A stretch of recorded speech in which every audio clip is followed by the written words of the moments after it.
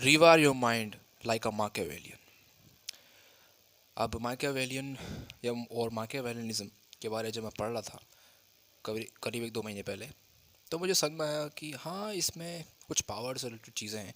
The laws, the 48 laws of power, Robert Greene ने जो लिखी थी वो भी इनसे इंस्पायर्ड होकर लिखी थी, पॉलिटिकल पावर के ऊपर।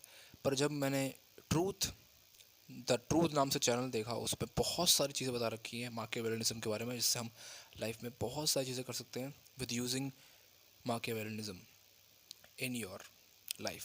तो आज मैं बात करने वाला हूँ कैसे हम मेंटल रिवायरिंग अपने माइंड की करके अपनी लाइफ को बेटर कर सकते हैं by using the 3 strategies, a pack of 3 strategies जो कि मैंने खुद बिल्ड करी हैं अपने अंदर, खुद एम्प्लॉय उन्हें करके, उन्हें यूज़ करके। और जब तक मैं खुद अप्लाई नहीं करता चीज़ों को, जब तक मैं वीडियो नहीं बनाता यूट्यूब पे, मतलब मैं ऐसा नहीं बताता हवा में कि हाँ ये कर लो वो कर लो, मैं पहले खुद ट्राई करता हूँ, उसके बाद ही वीडियो बनाता हूँ। तो शुरू करते हैं। सबसे पहले हमें किसी को मैनिपुलेट नहीं करना है यहाँ पे, ना हमें किसी दूसरे को नीचे दिखाना है। सबसे पहले हमें खुद के माइंड को कंट्रोल करना है, क्योंकि मैंने पहले ही बोल रखा है और आज भी बोल रहा हूँ। और ये मुझे जब बोलता हूँ कि to conquer the world you first need to conquer yourself, ये मैंने माकियावेलियनिज्म से सीखा है। तो हाँ, शुरू करते हैं इस वीडियो को। फर्स्ट स्ट्रेटजी है use silence as a tool, as a weapon, as a power. क्योंकि देखो, हमें साइलेंस क्यों यूज़ करना चाहिए? सबसे पहले साइलेंस लोग काफ़ी अंडररेटेड समझते हैं कि यार जो चुप होता है, वो जो ज़्यादा बोलता नहीं है, उसके अंदर ज़्यादा नॉलेज नहीं होती है, और जिसके अंदर ज़्यादा नॉलेज नहीं होती है उसे लोग कमज़ोर समझते हैं। बट यही तुम्हारी पावर है। जब तुम्हें लोग कमज़ोर समझेंगे, चाहे तुम हो या नहीं हो, तुम्हें लोग अंडररेटेड समझेंगे, तुम्हें लोग सेकंड गेस नहीं करेंगे, तुम्हें लोग दुश्मन की तरह ट्रीट नहीं करेंगे, तुम्हें लोग थ्रेट की तरह ट्रीट नहीं करेंगे। तुम्हें लोग सोचेंगे कि हाँ ये तो बस एनसीपी टाइप है, पर तुम अंदर ही अंदर कुछ प्लानिंग कर रहे होगे। या तो उनकी बर्बादी करनी उनकी कोई ज़रूरत नहीं है। हमें अपने आप को आबाद करना है, हमें अपने आप को इम्प्रूव करना है without creating enemies around us. तो हाँ, always be second in conversation. सबसे पहले दूसरे इंसान को बोलने दो, उसे अपनी फीलिंग को बताने दो क्या करना चाहता है वो। और always be a great listener, क्योंकि लोग वैसे सुनते नहीं हैं आजकल, बहुत बोलते हैं। सुनना कोई चाहता नहीं है, बस बोलना चाहता है, अपने आप को बस प्रूफ करना चाहता है कि मैं ऐसा हूँ, मैं वैसा हूँ। पर खुद वो ये चाहता नहीं है कि दूसरा उसकी बात पता है या फिर वो खुद सुने, नहीं। पर तुम्हें सुनना चाहिए, क्योंकि ये बहुत बढ़िया पावर है, बहुत ही अंडररेटेड पावर है, जो कि आजकल के लोग यूज़ नहीं करते। मेरे आसपास यूज़ नहीं करते, मेरे स्कूल में यूज़ नहीं करते, मेरे जब मैं ट्यूशन जाता था वहाँ यूज़ नहीं करते थे, कोई यूज़ नहीं करता। पर जब मैं यूज़ करता था तो मुझे सब कुछ पता चल जाता था कि किसके इंटेंशंस क्या हैं, कोई जो है वो क्यों है। तो हाँ, use silence as a power. और सही बताऊँ तो साइलेंस यूज़ करना काफ़ी मुश्किल भी है, काफ़ी हार्ड भी है, काफ़ी ईजी भी है। मतलब बैलेंस है। हमें हर समय साइलेंस यूज़ नहीं करना है, हमें परफेक्ट मोमेंट का भी वेट नहीं करना है कि यार बिल्कुल परफेक्ट मोमेंट आना जब जाके मैं वार करूँगा, नहीं। हमें खेलते रहना है गेम में। और हाँ, life is a game. Life is not like a game, but if you focus अगर लगाओगे कि यार लाइफ है क्या, एक्चुअली गेम है जिसमें हमें कैरेक्टर है और हमें पावर्स मिलती रहती हैं, ऐसे हम इम्प्रूव करते रहते हैं और हमें लाइफ में आगे बढ़ते रहते हैं, स्टेजेस पार करते रहते हैं, तो डिफ़िकल्टी बढ़ती रहती है। तो हाँ, यहाँ पे साइलेंस बहुत ही बढ़िया पावर यूज़ करनी चाहिए। दूसरा है कट द रॉन्ग फीलिंग्स। मतलब कहने का ये है कि clean your mind, clean your path. देखो, जब भी हम साइलेंस का यूज़ करते हैं तो हम चुप रहते हैं, हम सुनते हैं। और सुनते हैं तो हमारे दिमाग में दुनिया भर के थॉट्स आते हैं, दुनिया भर के ख्याल आते हैं। और जब ख्याल आते हैं तो अच्छे बुरे सब आते हैं, जिसमें अगर अच्छे आते हैं तो अच्छी बात है, बुरे आते हैं तो बहुत बुरी बात है, क्योंकि वो तुम्हें वीक कर देते हैं। चाहे वो असली हो, नकली हो, वो सेंस बनाते हो नहीं बनाते हो, पर वो हमें वीक कर देते हैं। जिसका मतलब ये है कि हम वहीं अपने आप से हार जाते हैं। मतलब जो मैं बताया था शुरू में कि to conquer the world you need to conquer yourself, तो वहाँ पे जो नेगेटिविटी जो फीलिंग है वो बहुत प्रॉब्लम देती है हमें। तो हाँ, हमें उन फीलिंग्स को जो आती हैं, जो हमें प्रॉब्लम क्रिएट कर देती हैं, जैसे कि कोई फीलिंग आई, मैं वीडियो बना रहा हूँ, वीडियो बनाते बनाते फीलिंग आई कि यार मैं सही से नहीं बोल पा रहा।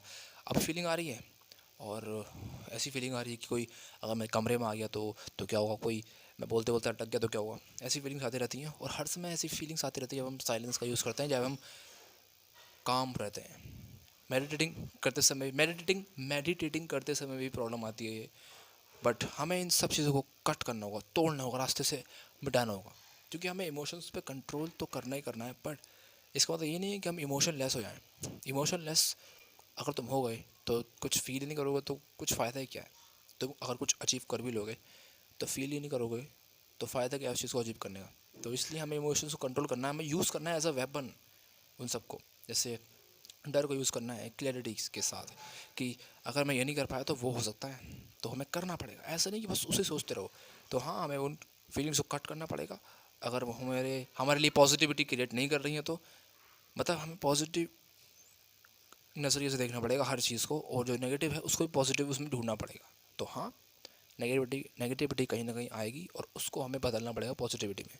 ठीक है, तो अब बात करते हैं third and last but most harsh truth strategy, जो कि है अंडरस्टैंड योर सेल्फ फुली। मतलब अपने आप को जानो। हमें दूसरे को बताने की ज़रूरत नहीं कि हम ऐसे हम वैसे हैं।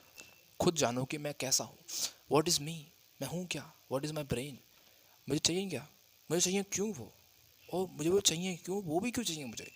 इतने सारे क्वेश्चन जब एक एक करके पूछोगे तो तुम्हें सब समझ में आएगा तुम्हें चाहिए क्या, तुम्हारी गलती क्या है, तुम्हारी फ्लॉस क्या है, तुम्हारी कॉन्स क्या है, तुम्हारे प्रॉस क्या है।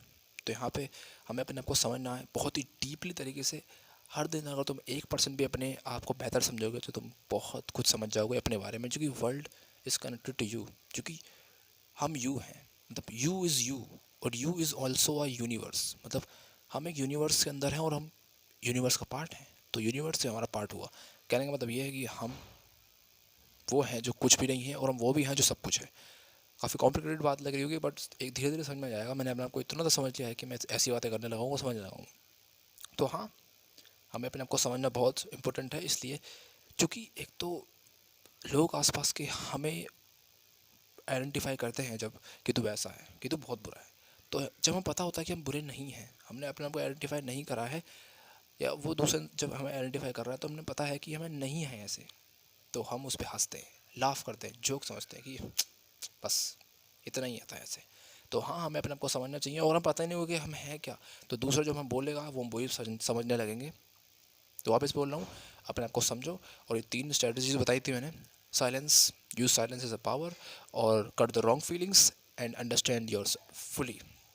इन तीनों स्ट्रेटजीज़ के साथ तुम लाइफ में इतना आगे बढ़ सकते हो, अपने दिमाग को सही करके, अपने दिमाग को रिवायर करके, रिबिल्ड करके, स्ट्रॉन्ग माइंड बना के, कि तुम्हारा पुराना वर्जन बोलेगा कि ये हो भी सकता है या नहीं हो सकता, बट हो सकता है और तुम करोगे। ठीक है, डू एपिक शिट। ये बुक मैं कभी ना कभी खरीदूंगा और पढ़ूंगा, बट अभी फ़िलहाल मैंने 2 बुक ऑर्डर करी हैं जिसका नाम है, पहले तो कौन सा is version of 48 laws of power, and कौन सा is version of human nature.